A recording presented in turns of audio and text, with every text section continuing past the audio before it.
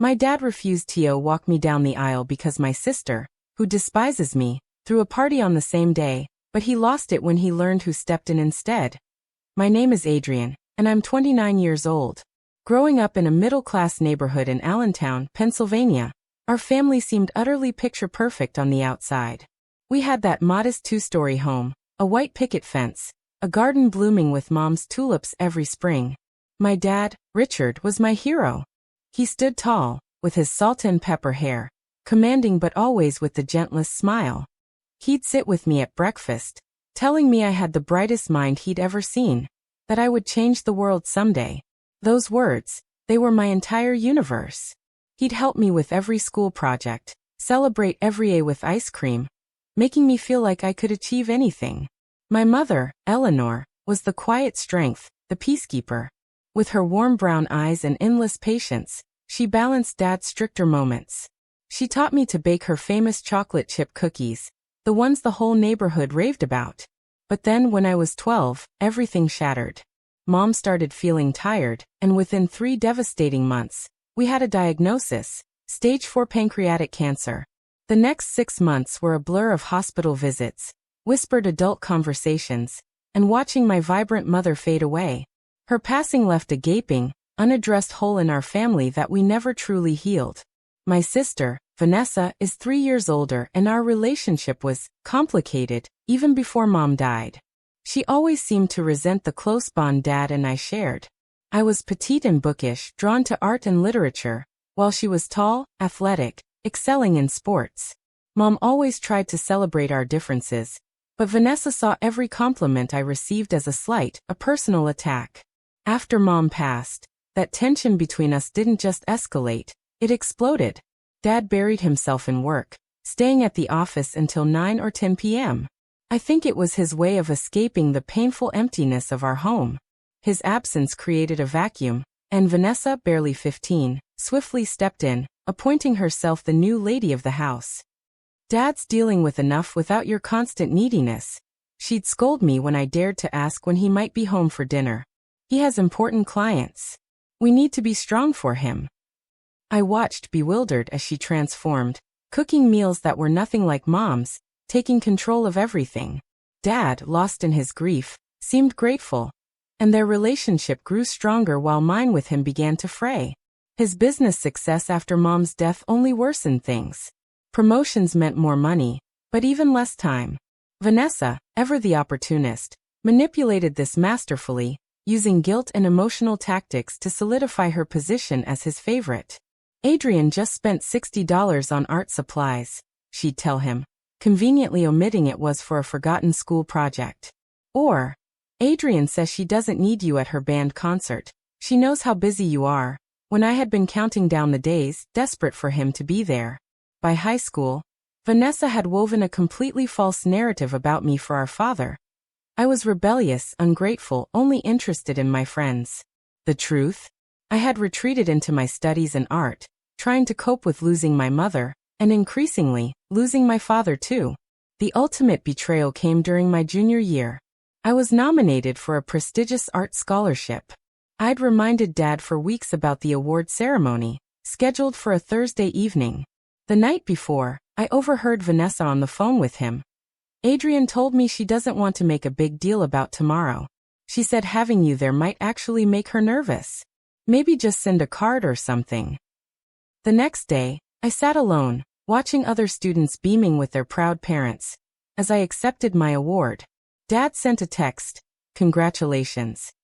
He mentioned an important client dinner. I later found out from his assistant that Vanessa had called his office, claiming I had asked to reschedule the ceremony, causing him to book another commitment.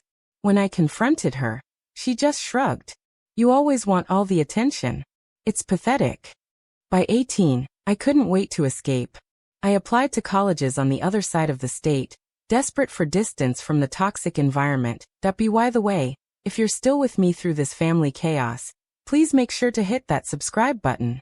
More unbelievable stories are coming your way, and trust me, you won't want to miss them. The University of Pittsburgh offered me a scholarship, and I threw myself into campus life. limiting visits home to major holidays where I'd endure Vanessa's subtle jabs and my father's distant politeness. It was during my sophomore year that Benjamin walked into my life. We shared an English literature class, and he asked to borrow my notes after missing a lecture.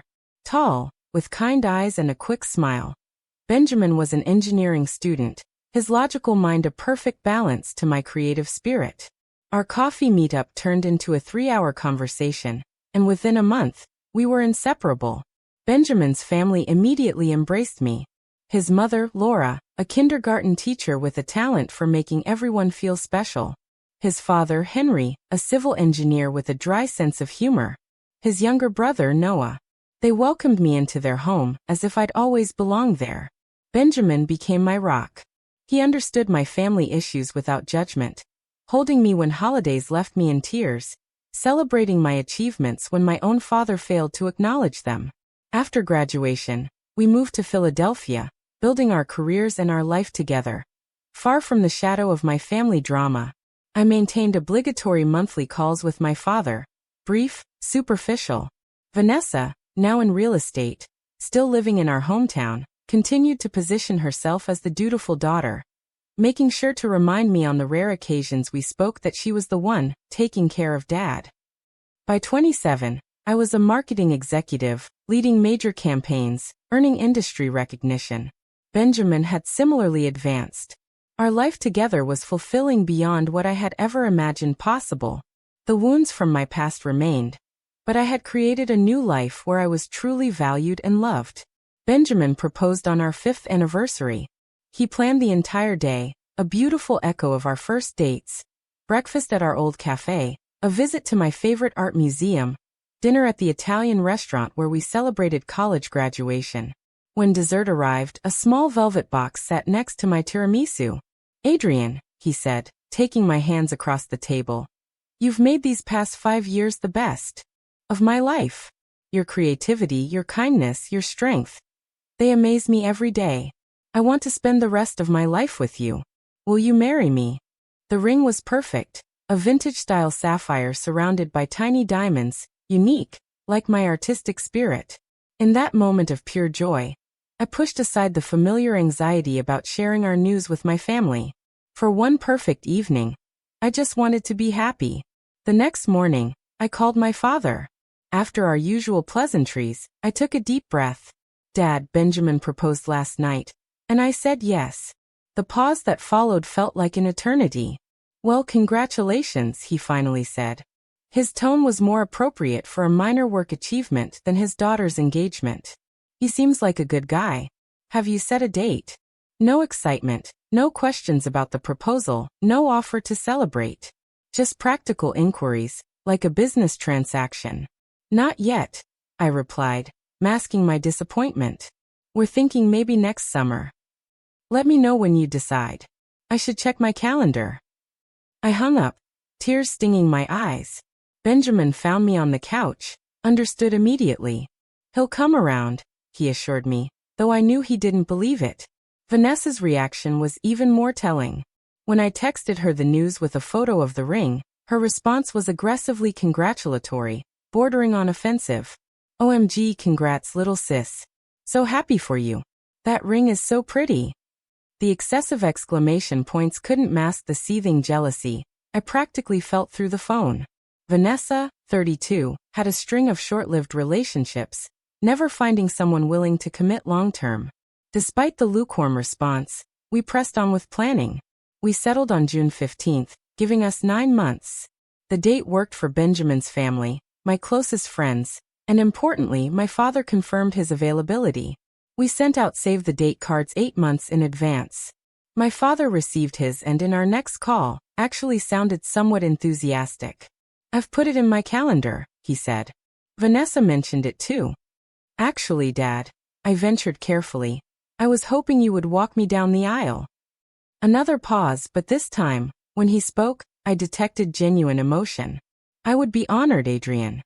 That single moment of connection, it gave me hope. Perhaps my wedding could help heal some of the distance between us.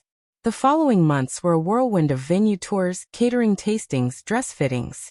Benjamin's mother, Laura, joined me for many appointments, offering gentle suggestions, her excitement infectious. "You are going to be the most beautiful bride," she told me during my first dress fitting, tears in her eyes as I emerged in a fitted lace gown. In that moment, I felt the absence of my own mother more acutely than I had in years. Laura sensed it, gently squeezing my hand. "Your mom would be so proud of the woman you've become." I also grew closer to Benjamin's uncle, Jack, Laura's brother-in-law. Jack, in his early 60s, a retired English professor with silver hair and kind eyes, had never married or had children, but he doted on Benjamin and Noah as if they were his own sons. At family gatherings, Jack always engaged me in deep conversations about books, art, my marketing work. He listened intently, offered thoughtful responses. "You have a remarkable eye for what moves people," he told me once. "That is a rare gift." During one Sunday dinner, Jack mentioned he'd reserved a hotel room for the wedding weekend. "I wouldn't miss it for the world," he said with a warm smile. "I've already bought a new suit." His genuine enthusiasm was a stark contrast to my own family. My father would confirm his attendance, but never once asked about the plans. Vanessa declined to be a bridesmaid, citing work commitments, though she did say she'd attend. 5 months before the wedding, I started noticing troubling signs. Vanessa began making vague comments on social media about a big event she was planning. When I called, she was evasive. "Just something for work," she'd said dismissively. "Nothing for you to worry about." But as our date approached, more posts appeared. Venue scouting, catering options, mentioning June as a target date. A knot of anxiety began to form in my stomach, but I tried to push it aside, focusing on our own final plans. The bombshell dropped exactly 3 months before our wedding day. Vanessa called me on a Sunday afternoon, her voice dripping with false sweetness. "Adrian, I wanted to let you know personally before you see it on social media. I'm hosting a career achievement party on June 15th. I've finally hit my sales target to become a broker, and the firm is throwing me a huge celebration." My blood ran cold. "Vanessa, that is my wedding day. You received the save the date card 8 months ago." "Did I?" she feigned surprise. "It must have slipped my mind when I was planning with the firm. Anyway, it's just a coincidence that the dates overlap. My event is earlier in the day, starting at 11 a.m. at the country club. It should be winding down around the time your ceremony starts at 4 p.m., so it works out perfectly." "Perfectly," I repeated, my voice rising. "You're scheduling a party on my wedding day, knowing Dad will have to choose." "Dad can attend both events," she replied smoothly. "He's so proud of my achievement. But I'm sure he'll make it to your wedding too. It's not that far a drive." The country club was nearly 2 hours from our venue, making it physically impossible for anyone attending her event to arrive in time for our ceremony, especially the father of the bride who needed to be there early. After hanging up, I immediately called my father, desperately hoping he would see through Vanessa's manipulation. "Dad, did you know Vanessa scheduled her work party on my wedding day?" "Yes, she mentioned it," he replied casually. "It's unfortunate timing, but these work events can be hard to reschedule. It's a big achievement for her." "But Dad, how will you attend both? You're supposed to walk me down the aisle." "I'll make it work, Adrian. I'll go to the first part of Vanessa's event, and then drive over for your ceremony. There's no need to make this a bigger issue than it is." But as the weeks passed, I could sense my father wavering. During our calls, he started mentioning the traffic between venues, asking if we could push the ceremony back an hour, wondering if I really needed him there for the pre-wedding photos. Despite the growing tension, our wedding plans continued. Final dress fittings, meetings with the photographer, confirming flower arrangements, assembling welcome bags. Benjamin and his family remained supportive, though I could tell they were increasingly concerned about my father's commitment. Then, just 2 weeks before the wedding, I received the call that confirmed my worst fears. It was a Tuesday evening. I was reviewing seating charts when my phone rang. My father's number. "Adrian," he began, his voice uncomfortable. "I need to talk to you about the wedding. I've been thinking about the logistics for June 15th, and I don't think I can make it to the ceremony on time. Vanessa's event is really important to her career, and as her father, I need to be there for the whole thing. The timing just doesn't work out." I gripped the phone, fighting to keep my voice steady. You are choosing not to walk me down the aisle at my wedding. It's not about choosing, he said defensively. It's about practical timing. Vanessa's event is earlier, and I can't be in two places at once. Maybe you could ask Benjamin's father to walk you down the aisle, or your friend's dad. I'm sure someone else can do it. Someone else? As if walking your daughter down the aisle was an interchangeable task, easily delegated to a stranger. I see. I managed to say, my voice barely a whisper. I'll still come to the reception, he added, as if offering a generous compromise. I should be able to make it by 7 or so, depending on traffic. After mumbling goodbye, I dropped the phone and collapsed onto the floor, sobbing uncontrollably. Benjamin found me 20 minutes later, returning from work, immediately rushing to my side. He's not coming, I choked out, tears streaming. He's choosing Vanessa's party over walking me down the aisle. Benjamin held me tightly, his own anger evident in his tense shoulders and clenched jaw. I'm so sorry, Adrian. He doesn't deserve you. That night, as we lay in bed discussing options, Benjamin gently raised the possibility of postponing the wedding. We could move it to another date, he suggested. Give your dad no excuse not to be there. The thought had crossed my mind too, but something inside me rebelled. No, I said firmly. I am not rearranging our wedding because of Vanessa's manipulations. That's exactly what she wants. The next day, Benjamin's mother called, immediately sensing something was wrong. I found myself pouring out the whole story to her. Oh, sweetheart, Laura said, her voice filled with motherly concern. I cannot believe your father would do this to you. I don't know what to do, I admitted. Part of me wants to call and beg him, but I know that's what Vanessa expects. She wants me to seem desperate. Listen to me, Laura said firmly. This is your day. Yours and Benjamin's. Do not let anyone diminish it. Your father is making a choice he will regret for the rest of his life, but that is his burden to bear, not yours. Her words gave me strength, but the question remained. Who would walk me down the aisle? The traditional father-to-daughter moment had been something I'd dreamed about, despite our difficult relationship. The thought of walking alone felt like a public acknowledgement of my father's rejection. Later that week, I received an unexpected call from Benjamin's Uncle Jack. Benjamin told me what happened, he said gently. I hope you don't mind him sharing. Of course not, I replied, touched by his thoughtfulness. I know this is a difficult time, Jack continued. Family disappointments cut the deepest. Something in his tone suggested personal experience with such pain. It sounds like you understand. More than you might guess. My own father studied literature instead of business. Some wounds never fully heal, but we learn to build beautiful lives despite them. His wisdom and kindness brought fresh tears to my eyes. Thank you for understanding, Jack. Anytime, dear. And remember, family isn't just about blood. It's about who shows up for you when it matters. 1 week before the wedding, I hit rock bottom emotionally. Despite the excited emails from friends arriving, the final confirmations from vendors, I found myself sitting on our bathroom floor at midnight, overwhelmed by grief. The wedding I had planned was coming together perfectly, except for the gaping hole left by my father's absence. The next morning, Benjamin suggested I meet his mother for lunch. Mom really wants to see you, he said. Just the two of you. Laura was waiting at a quiet corner table. She hugged me tightly. Benjamin is worried about you, she said, squeezing my hand. We all are. I'm trying to be strong, I replied, stirring my tea. I keep telling myself it doesn't matter, that I'm better off without Dad there. But then I think about walking into the ceremony alone, and I just feel abandoned. It's okay to feel that way, Adrian, Laura finished softly. What your father is doing is wrong, and you have every right to be hurt. As we picked at our salads, Laura seemed to gather her thoughts.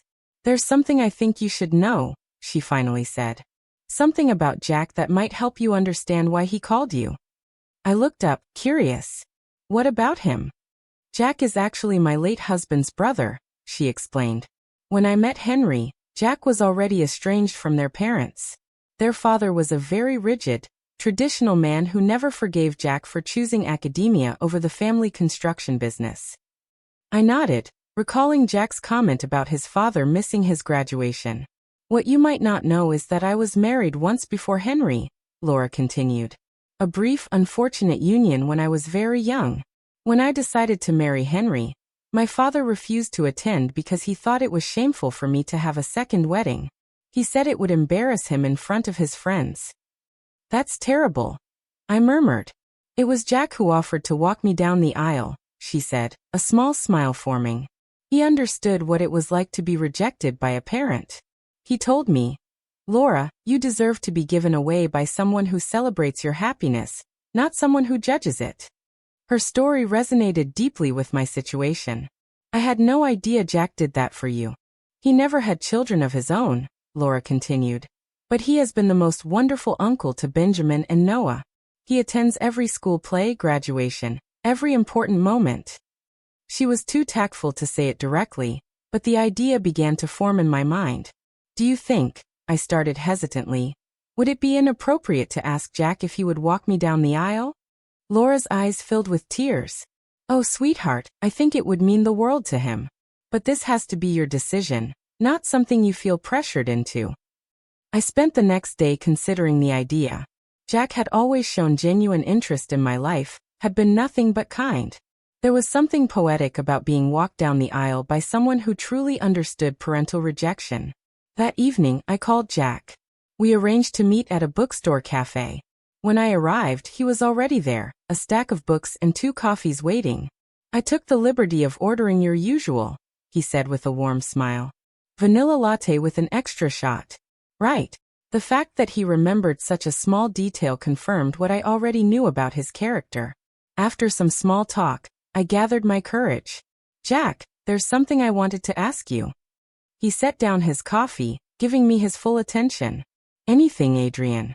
I don't know if Benjamin told you, but my father has decided not to walk me down the aisle. The words still hurt to say out loud. Jack nodded solemnly. Benjamin mentioned there was some conflict. I am truly sorry you are experiencing this. I took a deep breath. Laura told me how you walked her down the aisle at her wedding to Henry, and how meaningful that was to her. I was wondering.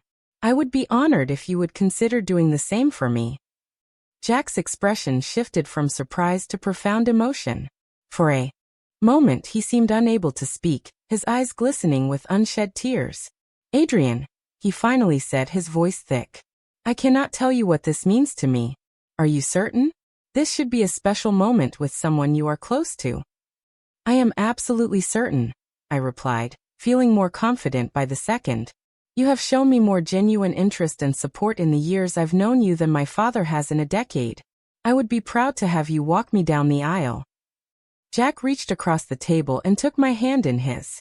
Then I accept with all my heart. It would be one of the greatest honors of my life. The weight that had been crushing me for weeks suddenly felt lighter. Jack was right.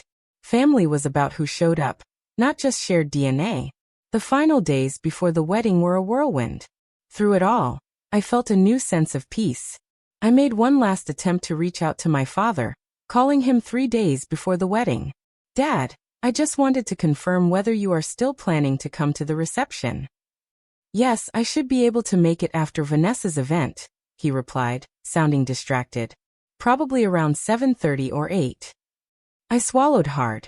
I also wanted you to know that I have asked Benjamin's uncle, Jack, to walk me down the aisle. A pause. Who? Jack Harris. Benjamin's uncle. He's been very supportive. I see. His tone was unreadable. Well, I suppose someone has to do it if I can't be there on time.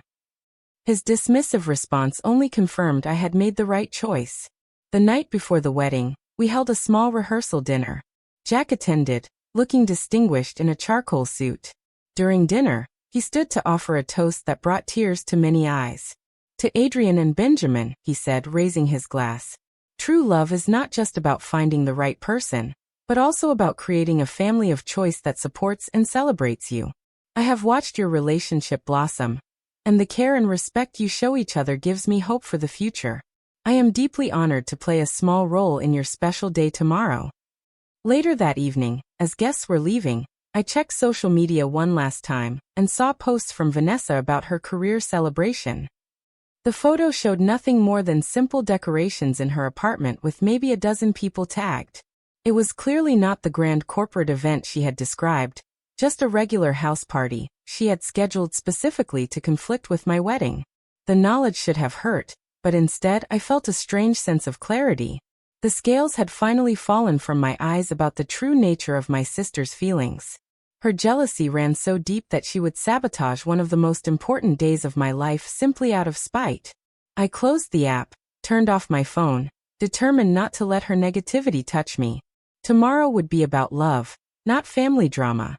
I awoke on my wedding day to sunshine streaming through the hotel room curtains. My 3 bridesmaids arrived early, their excitement infectious. As my friend Sophia had her hair styled, my phone chimed. A text from my father. Good luck today. Vanessa's event starts at 11 o'clock. If it wraps up early, I might be able to make it to the reception by 7 or 8. Save me some cake. Not a word of regret about missing the ceremony. Not even a congratulations or, I love you. Just a stark reminder that Vanessa's party was his priority. I handed the phone to my bridesmaid Zoe, unable to respond. She read it and shook her head in disbelief. He's unbelievable, she muttered, giving me a supportive hug. Try not to let it ruin your day. Around noon there was a knock. Jack stood there, immaculately dressed in his tuxedo, holding a small gift box. I hope I'm not intruding, he said. I just wanted to drop this off for Adrian. I invited him in. You look absolutely radiant, Jack said, his eyes crinkling with genuine warmth. Benjamin is a very fortunate young man. Thank you for coming by, I replied. And for everything else. Jack handed me the box. I wanted you to have this today. It belonged to my mother, and I've been saving it for a special occasion. Inside was a delicate vintage handkerchief, edged with intricate lace and embroidered with tiny blue flowers. Something old, something blue, Jack explained. My mother carried it on her wedding day in 1930. I thought perhaps you might like to have it with you today. Tears welled in my eyes. It's beautiful, Jack. I would be honored. There's one more thing, he added, reaching into his pocket. Laura asked me to give you this. It was meant to be a surprise. He handed me a small velvet pouch. Inside was a delicate silver bracelet with a single charm, a paintbrush crossed with a pen. She remembered you telling her how you loved both writing and painting as a child, Jack explained. She wanted you to have a reminder of your creative spirit on your wedding day. The thoughtfulness overwhelmed me. These people, who had no obligation to me by blood, had shown more care for my happiness than my own family. Please thank her for me, I managed, fastening the bracelet around my wrist. I'll thank her properly later, but this means so much. As the afternoon progressed, I focused on the joy. My bridesmaids helped me into my dress. With my hair swept up, my mother's pearl earrings, Laura's bracelet, and Jack's handkerchief tucked into my bouquet, I felt ready. At 3:30, the photographer arrived. As we finished, there was another knock. Benjamin's mother, Laura. Oh, Adrian, she breathed, her eyes filling with tears. You are absolutely stunning. She hugged me carefully. Jack is waiting in the lobby whenever you are ready. 10 minutes before 4, I made my way to the garden terrace. Through the glass doors, I could see our 90 guests, the floral arch where Benjamin waited, the string quartet playing softly. Jack was waiting in the small antechamber, slightly nervous but composed. When he saw me, his expression was one of pure pride. Ready? He asked gently. I nodded, too emotional to speak. Jack offered his arm, and as the first notes of Canon in D began to play, the doors opened. Walking down the aisle with Jack beside me, I felt a curious blend of emotions. There was still a pang of sadness that my father had chosen to miss this moment, but it was overshadowed by gratitude for the man who had stepped in with such grace and kindness. Benjamin's face as he watched me approach was worth every moment of planning, every family drama, every tear shed. His eyes shone with love and wonder. In that moment, I knew with absolute certainty that we were creating our own family, one built on mutual respect and genuine care. The ceremony was everything I had hoped for. We exchanged vows we had written ourselves, promising to support each other's dreams, to communicate honestly, to choose each other every day. When the officiant pronounced us husband and wife, the applause from our guests wrapped around us like an embrace. The cocktail hour and dinner were filled with laughter, toasts, and dancing. Benjamin's father gave a heartfelt speech welcoming me to the family, and Jack's toast brought happy tears to many eyes as he spoke about the privilege of watching young love blossom and grow. By 8:30, it was clear my father wouldn't even make the reception. I tried not to let it dampen my spirits as Benjamin and I shared our first dance. As the evening progressed, I noticed my cousin Thomas arrive, looking slightly frazzled. Thomas was my mother's nephew, and one of the few family members who had maintained relationships with both Vanessa and me. After greeting him, I commented on his late arrival. "I'm so sorry," he said, looking genuinely apologetic. "I stopped by Vanessa's event first, thinking I could make both. But Adrian, there's something you should know." He guided me to a quiet corner, his expression serious. "That party Vanessa had today? It wasn't what she told everyone. It wasn't a work event at all." My stomach tightened. "What do you mean?" "It was just a regular gathering at her apartment. Maybe 15 people total. Mostly her friends from the gym and a couple of coworkers. There was no company recognition, no achievement celebration." I asked her colleague Sarah about the broker promotion, and she looked completely confused. The implications were staggering. "So, she lied about the whole thing just to create a conflict with my wedding?" Thomas nodded grimly. "That's not all. I overheard her talking to your dad. She's been telling him for months that you didn't really want him at the wedding, that you only asked him to walk you down the aisle out of obligation." "What? That is completely false." "I know. And there's more." Thomas pulled out his phone and showed me a text exchange between him and Vanessa from months earlier. In it, Vanessa openly admitted to scheduling her party on my wedding day deliberately. She wanted to force your dad to choose Thomas, telling him you had said horrible things about him to the family. The revelation was both shocking and strangely validating. All these years, I had thought I was being paranoid about Vanessa's manipulations. But here was proof that she had been actively sabotaging my relationship with our father. "Does Dad know any of this?" I asked. Thomas shook his head. "I don't think so. I tried to tell him today, but Vanessa kept interrupting and eventually pulled him away. I'm so sorry, Adrian.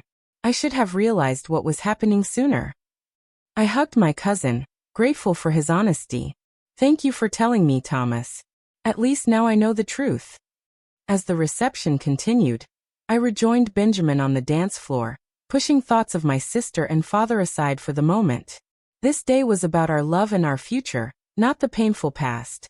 The reception was winding down around 10:30, with only about 40 guests remaining, when I noticed a commotion near the entrance. My heart skipped a beat. My father's tall figure entered the ballroom, looking uncomfortable in a suit that seemed hastily put on.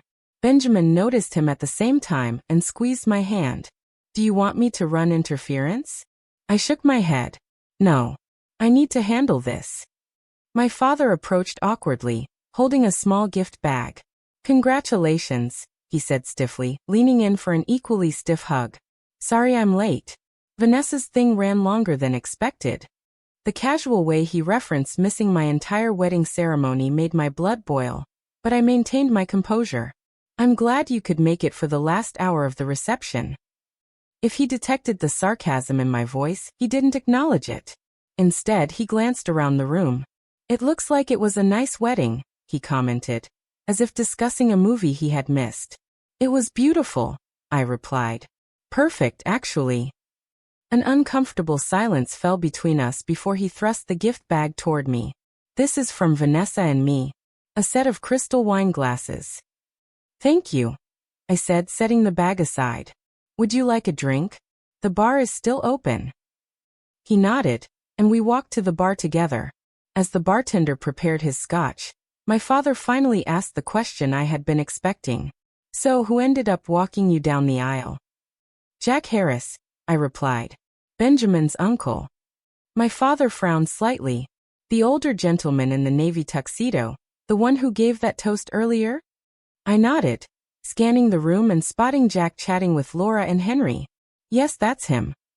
"You had a stranger walk you down the aisle?" His tone was incredulous, as if I had made an absurd choice. He is not a stranger to me, I said firmly.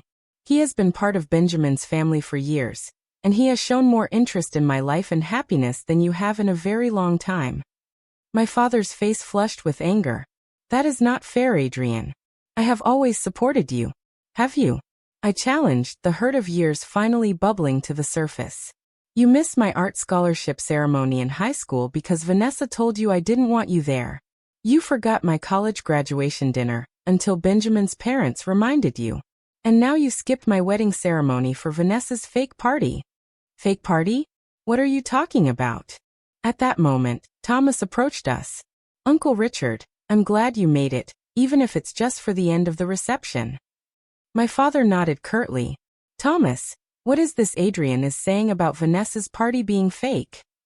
Thomas looked between us, clearly realizing he had walked into a tense conversation. I was just telling Adrian earlier. The party today wasn't a work event. It was just a regular get-together at Vanessa's apartment. That cannot be right. My father insisted. Vanessa said it was for her broker promotion. The firm was sponsoring it. I asked her colleague Sarah about it, Thomas replied calmly. There was no promotion, no company event. It was just a party Vanessa planned on the same day as Adrian's wedding. My father's expression shifted from disbelief to confusion. Before he could respond, Jack approached our small group. Adrian, Benjamin is looking for you. I believe it is almost time for the sparkler send-off. My father stared at Jack with barely concealed hostility. You must be the uncle who walked my daughter down the aisle. Jack extended his hand politely. Jack Harris. You must be Richard. It is good to finally meet you. My father ignored the outstretched hand. I do not understand why my daughter needed to have a stranger take my place at her wedding. Dad, stop it. I hissed, mortified by his behavior. Jack remained composed. I can understand your confusion. It was an honor to support Adrian on her special day, especially knowing how important the ceremony was to her. Important to her? My father scoffed. If it was so important, she could have scheduled it on a day that didn't conflict with her sister's event. My wedding was scheduled 9 months ago. I interjected. Vanessa deliberately planned her party for the same day, and Thomas has proof of it. Thomas reluctantly showed my father the texts. My father read them, his face growing increasingly pale. This cannot be right, he muttered. Vanessa would not do this. She has been doing it for years, Dad. I said, my voice breaking. She has been deliberately driving a wedge between us since Mom died. She lied to you about me not wanting you at my art ceremony, about me not caring if you came to my graduation dinner, and now about me not really wanting you to walk me down the aisle. My father looked genuinely shocked. She told me you said having me walk you down the aisle would be embarrassing because we aren't close anymore. She said you only asked out of obligation. That is absolutely not true. I insisted. I wanted you there. I have always wanted you in my life. The realization seemed to hit my father all at once, the years of manipulation suddenly becoming clear to him. His expression shifted from confusion to pure anger. I need to speak with Vanessa, he said sharply, pulling out his phone. Not now. I pleaded. This is my wedding reception. But he was already dialing, stepping away from our group. Jack placed a gentle hand on my shoulder. I am so sorry about this, Adrian. Should I get Benjamin? I nodded gratefully, feeling utterly overwhelmed. Jack returned moments later with my new husband. Benjamin took in the situation, quickly putting a protective arm around me. What happened? Before I could explain, my father returned, his face flushed with anger. Vanessa hung up on me. I am going to her apartment right now to get the truth. Dad, please, I said. Can this wait until tomorrow? This is supposed to be a celebration. I need to know if what you are saying is true, he insisted. If Vanessa has been lying to me all these years. She has, Thomas confirmed quietly. I'm sorry, Uncle Richard, but it's true. My father looked at me, then at Jack, who was standing supportively beside Benjamin and me. Something about seeing us together seemed to trigger a fresh wave of anger in him. So you replaced me with him? He demanded, gesturing toward Jack. Some random old man you barely know? Jack stepped forward, his voice calm but firm. Mr. Evans, I understand you are upset, but this is neither the time nor place for this conversation. Today is about Adrian and Benjamin's marriage, not about past grievances. Do not tell me what this day is about, my father snapped. She is my daughter. Then perhaps you should have acted like her father, Jack replied evenly. Being a father means showing up, not just when it's convenient, but when it matters most. The simple truth of Jack's words seemed to hit my father like a physical blow. He stared at Jack, then at me, his anger suddenly deflating into something that looked almost like shame. I need to go, he said abruptly. I need to talk to Vanessa. Without another word, he turned and strode out of the ballroom, leaving an uncomfortable silence in his wake. Benjamin pulled me close. Are you okay? I nodded, though tears threatened. I just wish he could have seen the truth sooner. Jack's steady presence beside us was comforting. Family revelations are never easy, Adrian, but sometimes they are necessary for healing to begin.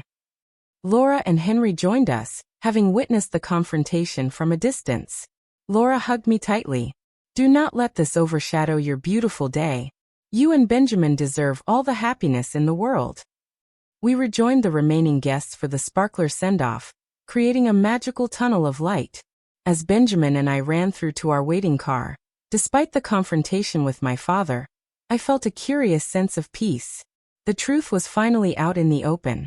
And whatever happened next, I had a new family who truly valued me. Benjamin and I spent 2 blissful weeks honeymooning in Greece. The distance allowed me to process everything, to gain perspective. I had turned off notifications from my father and Vanessa, determined to simply enjoy our special time. But when we returned to Philadelphia, reality was waiting in my voicemail and email inbox. There were 5 messages from my father, each progressively more apologetic. The final one, left just 3 days before our return, was particularly raw.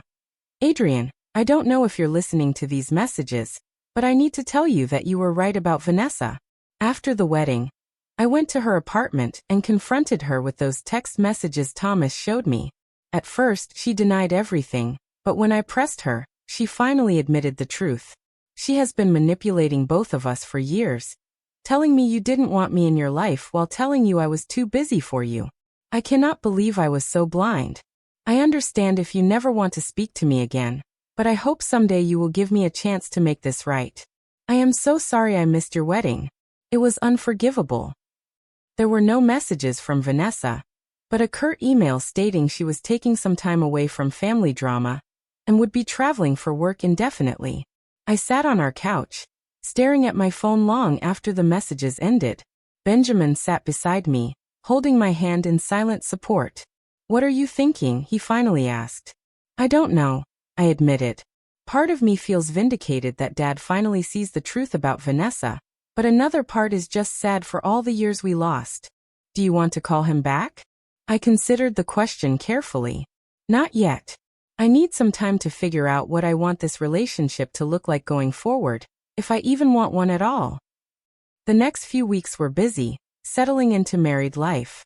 I maintained contact with Benjamin's family, especially Jack, who called every Sunday evening to check in. How are you doing, Adrian? He would ask, his voice warm with genuine concern. Our conversations ranged from books to work to deeper discussions about family and forgiveness. Jack never pressured me about reconnecting with my father, but his own experiences offered valuable perspective. Forgiveness is not about excusing the behavior, he told me during one call. It is about freeing yourself from the burden of resentment. Whatever you decide about your relationship with your father, make sure it brings you peace. A month after our return, I finally called my father. We met at a neutral location, a cafe halfway between Philadelphia and Allentown. He was already there, looking older and more tired than I remembered. He stood awkwardly as I approached. Adrian, thank you for coming, he said, his voice thick with emotion. We sat down, ordering coffee. I don't even know where to begin, he said after our drinks arrived. I failed you so completely. Yes, you did. I agreed, not willing to sugarcoat the truth. But I want to understand how it happened. How did you not see what Vanessa was doing all these years? He sighed heavily. After your mother died, I was lost. Vanessa stepped up to take care of things at home, and I was grateful. It was easier to believe her version of events than to face my own grief and inadequacy as a single parent. She became my connection to you, filtering everything through her perspective. By the time you left for college, I believed her narrative that you were pulling away from the family. I never wanted to pull away from you, I said. I just couldn't handle Vanessa's constant manipulation. It was easier to distance myself. I understand that now, he replied. After the wedding, when I confronted her, she finally admitted everything. She has been jealous of our relationship since you were a child. She felt I always favored you. And after your mother died, she saw an opportunity to have me all to herself. Have you spoken to her since? He shook his head. She left for a business trip to Florida the day after I confronted her. She's staying with a friend in Miami and refuses to discuss what happened. I don't know when or if she will come back. We talked for nearly 3 hours, going through painful memories and misunderstandings. There were tears on both sides, recriminations, and eventually, the beginnings of understanding. I want to try to rebuild our relationship, my father said as we prepared to leave. I know I don't deserve another chance, but if you are willing, I would like to get to know the amazing woman you have become. I need to think about it, I replied honestly. This is not something we can fix in one conversation. He nodded, accepting my boundary. Take all the time you need. I will be here when you are ready. Over the following months, we began a careful reconciliation. Weekly phone calls became regular visits. I introduced him properly to Benjamin's family, including Jack, who displayed remarkable grace in welcoming my father despite their awkward first meeting. 3 months after our first reunion, my father suggested a family dinner at his home, including Benjamin's parents and Jack. It was a tentative step toward blending our families. And while there were awkward moments, there was also genuine effort on all sides. After dinner, I found my father and Jack in the living room, deep in conversation. I want to thank you for being there for Adrian when I wasn't, my father was saying. Walking her down the aisle should have been my privilege, but you did it with honor. Jack nodded thoughtfully. She is a remarkable young woman. You should be very proud of who she has become, largely through her own strength and determination. I am, my father agreed. I just wish I had been more present to see it happening.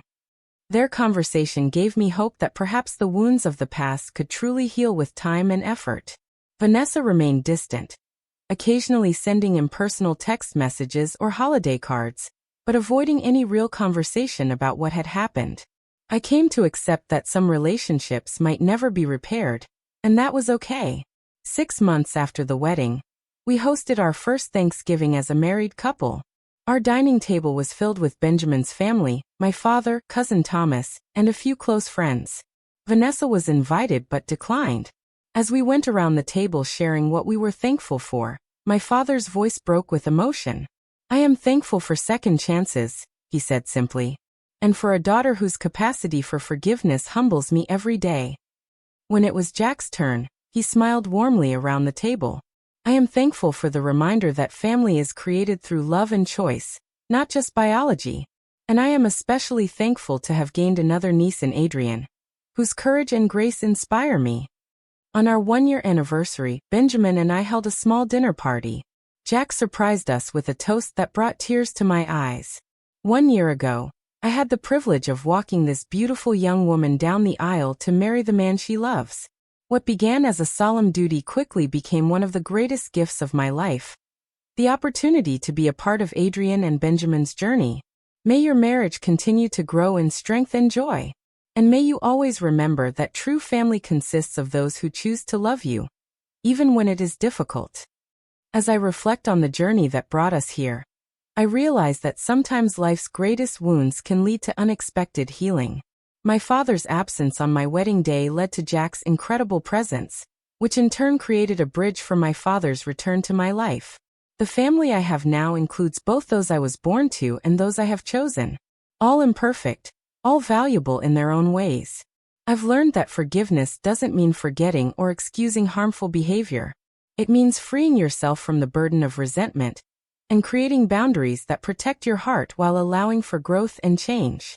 The father who walks you down the aisle should indeed be someone who has walked beside you through life's challenges, supporting and loving you unconditionally. Sometimes that person shares your DNA, and sometimes they come into your life through other paths. What matters most is not who stands beside you on one important day, but who shows up for all the ordinary days that follow. I am fortunate to have found my tribe, the people who choose me every day, just as I choose them. Have you ever had someone unexpected step up for you when family let you down? Or have you been the person who stepped in when needed? Share your stories in the comments below. If this story touched your heart, please like and subscribe to hear more tales of family forgiveness and finding your own path. And remember, sometimes the most beautiful families are the ones we create through love and choice, not just the ones we are born into. Thank you for listening, and may you find your own tribe of people who choose you every single day.